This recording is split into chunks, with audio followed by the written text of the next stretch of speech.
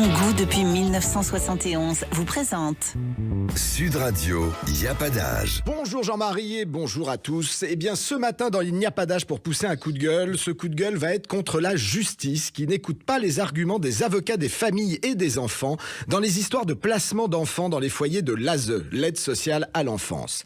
Un son de cloche unanime de la part des avocats en droit de la famille et un cri d'alarme qu'ils poussent face aux dérives et à la toute-puissance de l'ASE.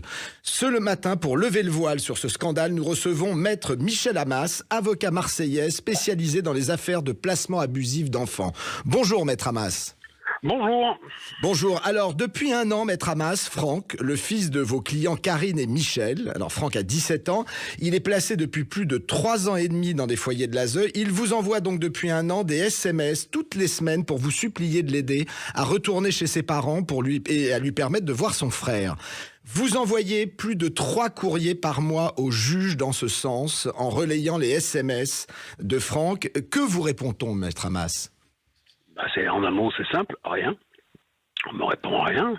La situation de ces enfants, elle est proche de l'apocalypse. Ces enfants, il y en a un qui avait mal au dos.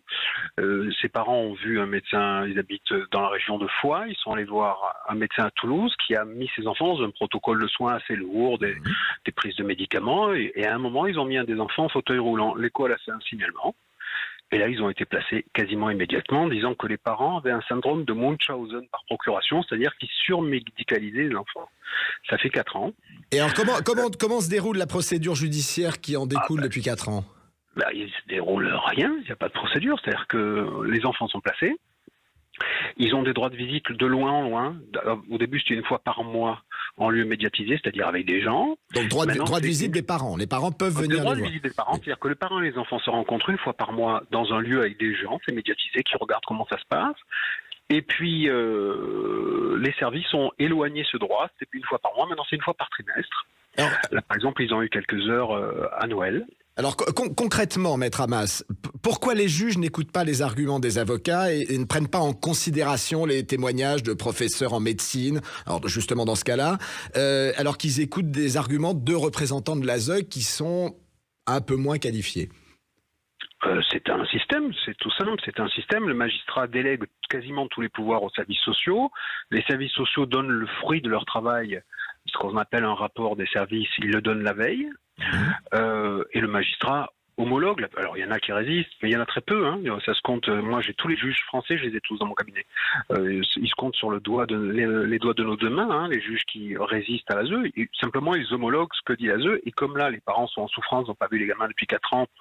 Il n'y avait aucune. J'ai rapporté la preuve qu'il n'y avait aucune raison. C'est important. J'ai rapporté la preuve qu'il n'y avait aucune raison de placer ces enfants. Donc tout le monde sait depuis 4 ans qu'on n'avait pas à les placer. Mais maintenant, on est dans la durée, donc il faut rétablir le lien. Et pour rétablir le lien, on dit, les juges disent, on verra quand il y aura moins de souffrance. Mais la souffrance, elle est énorme.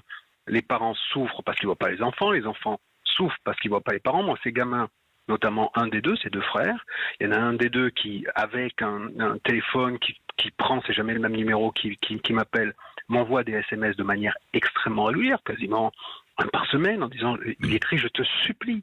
Je vous en supplie, laissez-moi les voir. Laissez-moi refaire Noël avec mon frère et ma mère. En plus, ils ont séparé la fratrie. Oui, on voit les SMS actuellement à l'écran pour les gens qui nous regardent en podcast. Les enfants ne se voient qu'une fois par an ou 2. Dire à fois les services sociaux et le magistrat de Foix sont simplement maltraitants. Vous gérez combien d'affaires de placement en ce moment, Maître Amas ? Plus de 2000, un peu plus. 2000, un peu plus. Alors, dans toutes ces affaires de placement, est-ce que la souffrance des enfants est systématiquement méprisée ? Ah oui. La parole de l'enfant n'intéresse personne. La parole de l'enfant, elle est sacralisée quand au début il dit « Ah, papa et maman, ils se disputent », là on prend. Et après, quoi que disent les enfants, personne n'intéresse personne. Je vous donne un exemple en 3 mots. J'ai un gamin qui était placé parce que la mère et le père étaient dépressifs.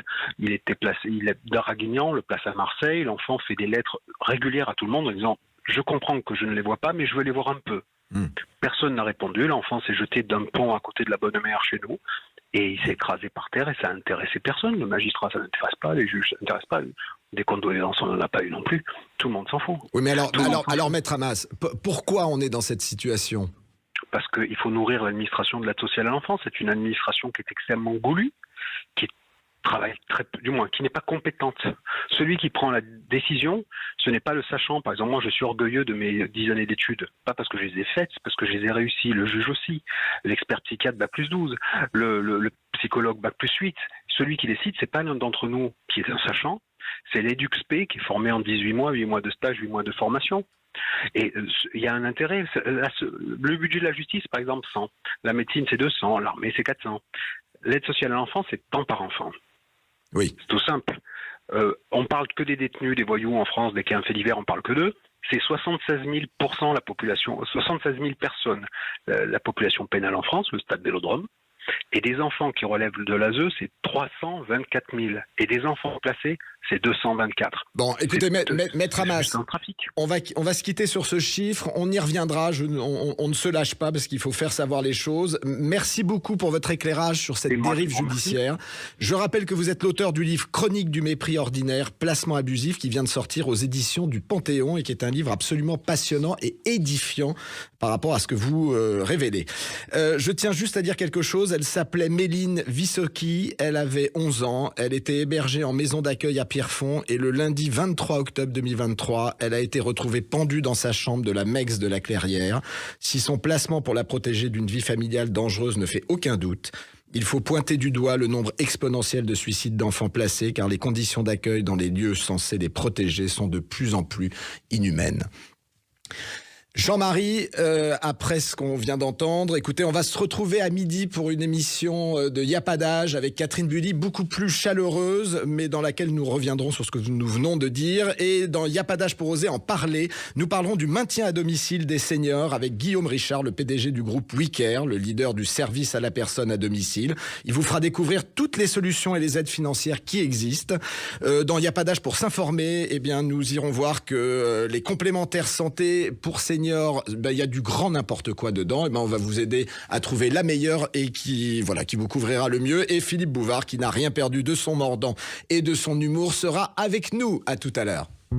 Sud Radio, Y'a pas d'âge. Avec Cochonou, le saucisson au bon goût depuis 1971. Cochonou, un petit bout de chez nous.